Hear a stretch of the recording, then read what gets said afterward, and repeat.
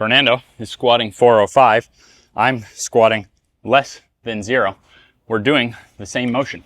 Ben's doing 135 pounds, flat ground.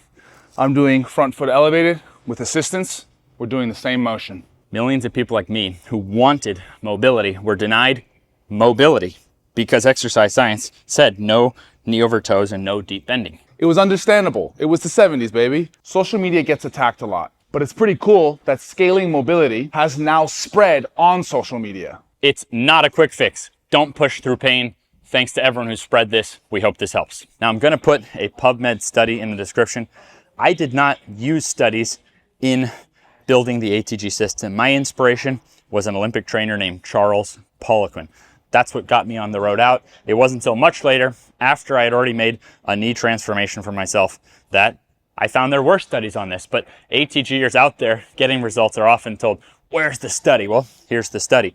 Provided that technique is learned accurately and under expert supervision with progressive training loads, the deep squat presents an effective training exercise for protection against injuries and strengthening of the lower extremity. Contrary to commonly voiced concern, deep squats do not present increased risk of injury to passive tissues. Got it. I try to remember that one. There you go. Now you're armed with something. If someone tries to attack you, it's understandable. It goes into the exercise system, then it gets in the textbooks. Then if they discover something new, it's very hard to change those textbooks. Now, this progression, most commonly, you could start with a chair. I don't have a stairwell in the gym, but the stairwell gives you something that has railing that you can gradually go lower. We made the mobility box for gyms so you can measure your progress. So I just want to make sure that anyone watching this video understands the split squat scale, that the higher the front foot, like if this goes high enough, see, it's much less pressure than now compared to there, much more pressure. So you have that. You also have to realize you're stretching muscles right here. So that's normal if you feel that stretching. So with the strength and the flexibility, be patient. Over time, nothing has changed the resilience of my body like that exercise.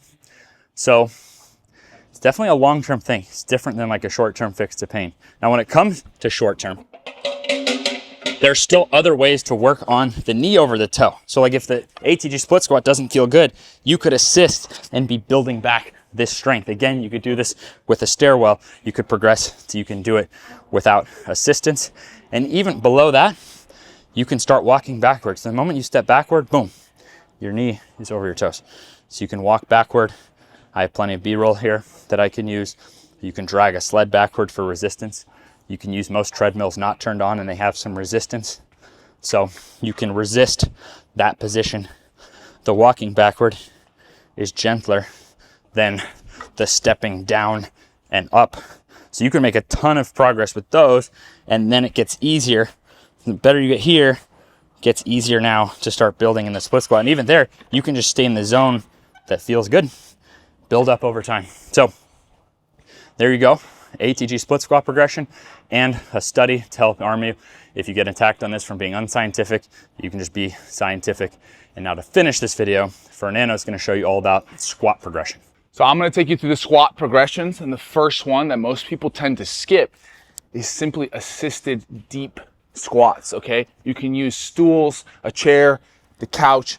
And I tell people to get about even 100 reps here. You just get as low as you can, even if it's just here. You keep working it, getting deeper and deeper until you can get all the way down.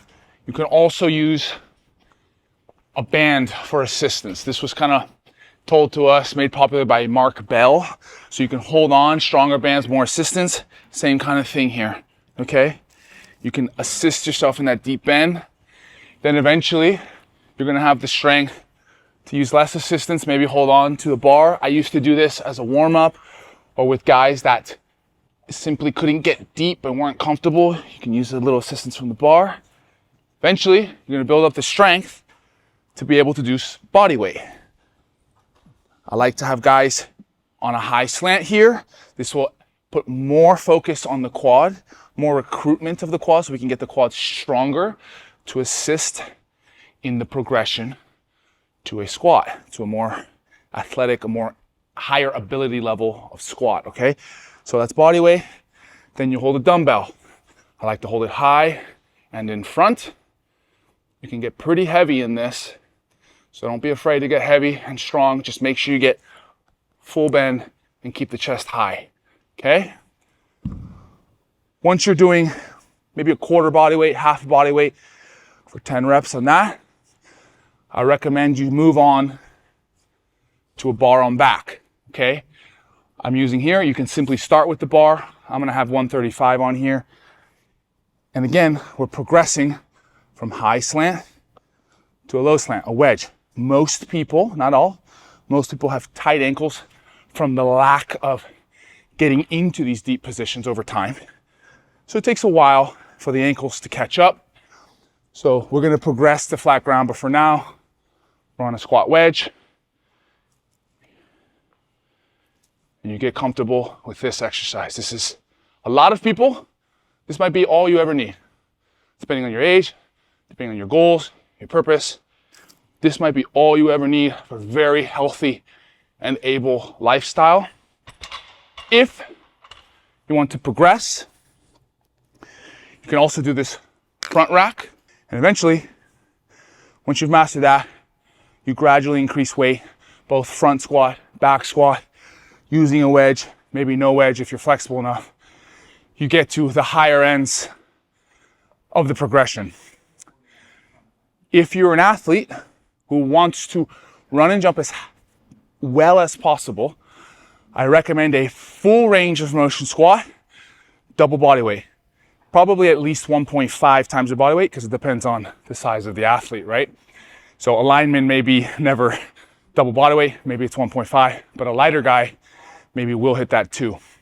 I'm 210 pounds or 205. This is about 405, is about 2 times my body weight here. This is the final progression. You get heavy, you can get strong. But as I've done this, I'm 35 years old, as I age, my squat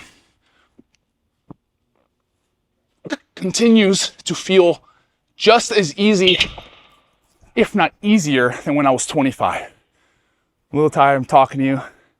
Anyways, I hope these progressions help you find out where you are pain-free, get stronger while maximizing your mobility. Thank you for watching.